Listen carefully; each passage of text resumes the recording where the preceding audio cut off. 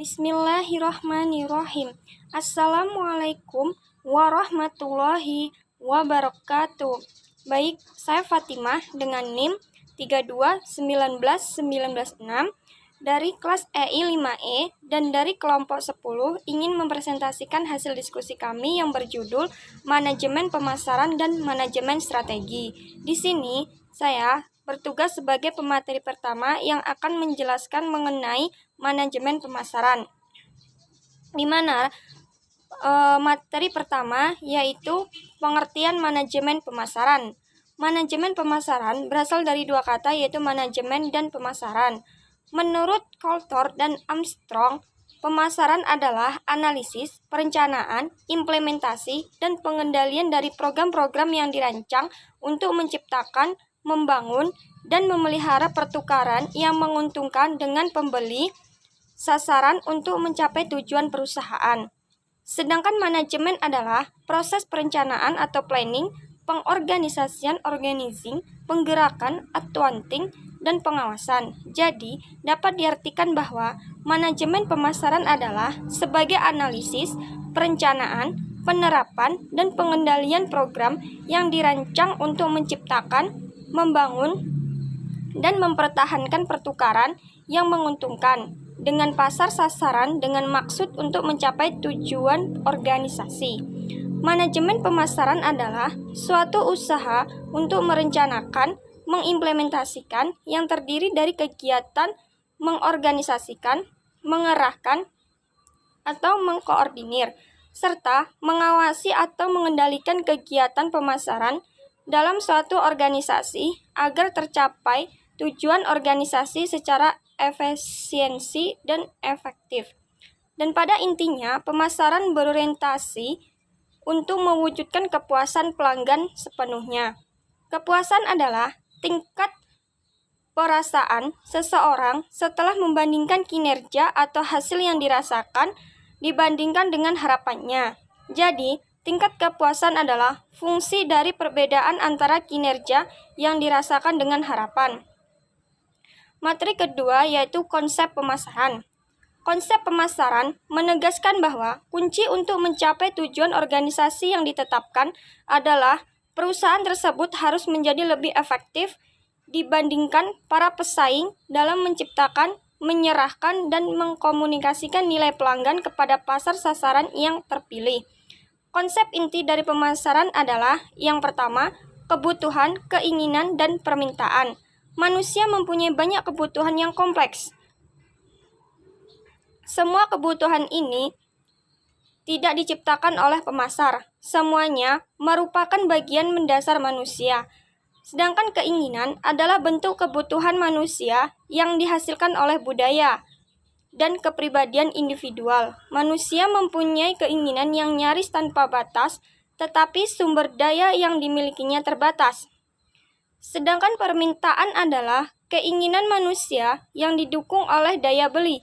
Keinginan dapat berubah menjadi permintaan bila mana disertai dengan daya beli. Yang kedua, produk, jasa, dan barang. Manusia memuaskan kebutuhan dan keinginan dengan produk. Produk adalah segala sesuatu yang ditawarkan kepada pasar untuk diperhatikan, dimiliki, digunakan, atau dikonsumsi sehingga dapat memuaskan keinginan dan kebutuhan. Ketiga, nilai, biaya, dan kepuasan. Kepuasan pelanggan berkaitan erat dengan nilai kegunaan. Nilai kegunaan mempunyai dampak langsung pada prestasi produk dan kepuasan pelanggan, di mana nilai di sini ada yang diartikan sebagai nilai nominal yaitu harga dari produk tersebut, dan ada nilai intrinsik yaitu nilai guna dari produk tersebut. Yang keempat yaitu pertukaran, transaksi, dan hubungan. Pertukaran yang merupakan konsep inti dari pemasaran mencangkup perolehan produk sebagai gantinya. Pertukaran di sini juga dapat bermakna pertukaran manfaat produk yang dimiliki perusahaan kepada konsumen. Yang kelima, pasar. Konsep pertukaran mengarah ke konsep pasar, di mana pasar adalah perangkat pembeli yang aktual dan potensial dari sebuah produk. Untuk mencapai pasar sasaran, ada 3 jenis saluran pemasaran yang dapat digunakan, yaitu saluran komunikasi, saluran distribusi, dan saluran jasa. Yang terakhir yaitu pemasaran dan pemasar. Pemasar berarti mengolah pasar untuk menghasilkan pertukaran dengan tujuan memuaskan kebutuhan dan keinginan manusia. Pemasar adalah pihak yang memasarkan atau menawarkan manfaat suatu produk kepada pihak lain yang menjadi pasar sasaran dari produk tersebut. Materi yang ketiga yaitu macam-macam konsep pemasaran. Dalam pemasaran terdapat 6 konsep yang merupakan dasar pelaksanaan kegiatan pemasaran suatu organisasi, yaitu yang pertama, konsep produksi. Konsep produksi berpendapat bahwa konsumen akan menyukai produk yang tersedia di mana-mana dan harganya murah. Di sini, tugas manajemen adalah memproduksi barang sebanyak mungkin karena konsumen dianggap akan menerima produk yang tersedia secara luas dengan daya beli mereka. Yang kedua, konsep produk. Konsep produk mengatakan bahwa konsumen akan menyukai produk yang menawarkan mutu, performasi, dan ciri-ciri yang terbaik. Tugas manajemen di sini adalah membuat produk berkualitas. Yang ketiga, konsep penjualan. Konsep penjualan berpendapat bahwa konsumen dengan dibiarkan begitu saja, organisasi harus melaksanakan upaya penjualan dan promosi yang agresif. Yang keempat, konsep pemasaran. Konsep pemasaran mengatakan bahwa kunci untuk mencapai tujuan organisasi terdiri dari penentuan kebutuhan dan keinginan pasar sasaran serta memberikan kepuasan yang diharapkan secara lebih efektif dan efisiensi dibandingkan para pesaing. Yang kelima, konsep pemasaran sosial. Konsep pemasaran sosial berpendapat bahwa tugas organisasi adalah menentukan kebutuhan, keinginan, dan kepentingan pasar sasaran serta memberikan kepuasan yang diharapkan dengan cara yang lebih efektif dan efisien daripada para pesaing dengan tetap melestarikan atau meningkatkan kesejahteraan konsumen dan masyarakat. Yang terakhir yaitu konsep pemasaran global. Pada konsep pemasaran global ini, manajer eksekutif berupaya memahami semua faktor-faktor lingkungan yang mempengaruhi pemasaran melalui manajemen strategis yang mantap.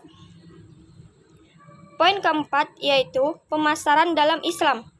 Bisnis syariah adalah bisnis yang dijalankan berlandaskan syariah, menganut keyakinan dan bersikap yang simpatik kepada semua relasi, bahkan terdapat pesaing, berlaku lemah lembut, sopan, jika perlu bermitra dengan lawan. Yang pertama, perkembangan marketing syariah. Pada zaman dahulu, masyarakat masih berusaha memenuhi kebutuhan mereka sendiri, produksi sendiri dengan bercocok tanam, menenun, menangkap ikan untuk dikonsumsi sendiri. Setelah ditemukan berbagai mesin yang sangat memudahkan proses produksi secara massal, mulai dirasakan perlunya marketing untuk menjual barang-barang yang dihasilkan pabrik. Ilmu marketing mulai diperlukan, namun posisi produsen pada saat itu masih kuat menghadapi para pembeli. Suasana pasar dikatakan seller's market. Pasar dikuasai oleh penjual. Lama-kelamaan muncul banyak pesaing produsen.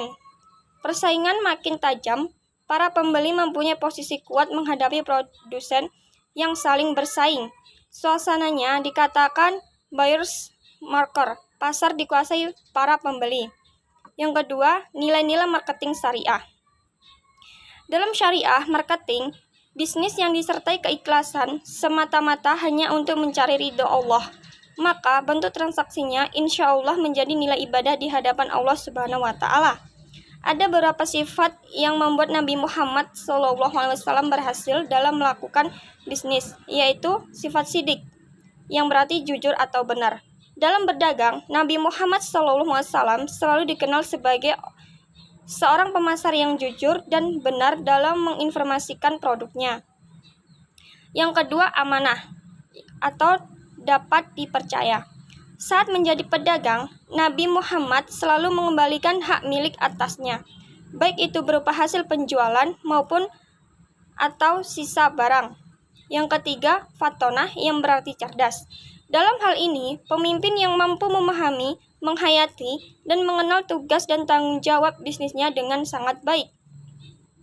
Yang keempat, tablik komunikatif. Jika seorang pemasar harus mampu menyampaikan keunggulan-keunggulan produk dengan menarik dan tetap sasaran tanpa meninggalkan kejujuran dan kebenaran. Yang ketiga yaitu spiritual marketing. Dalam konsep spiritual marketing ini muncul bisikan nurani dan panggilan hati. Di sini muncul aspek kejujuran, empati, cinta, dan kepedulian terhadap sesama. Spiritual marketing adalah bentuk pemasaran yang dijiwai nilai-nilai spiritual dalam proses dan transaksinya, hingga ia sampai pada suatu tingkat ketika semua stakeholders utama dalam bisnis, pelanggan, karyawan, dan pemegang saham, pemasok, distributor, dan bahkan pesaing sekalipun memperoleh kebahagiaan. Lebih dari itu, seorang muslim, spiritual marketing mengandung nilai-nilai ibadah dan diyakini mendapat ganjaran pahala dari Allah Subhanahu wa Ta'ala di akhirat kelak. Nah, mungkin hanya itu yang dapat saya sampaikan. Bila ada salah, saya mohon maaf, dan materi selanjutnya akan disampaikan oleh rekan saya. Saya akhiri dengan wabillahi taufik wal hidayah. Wassalamualaikum warahmatullahi wabarakatuh.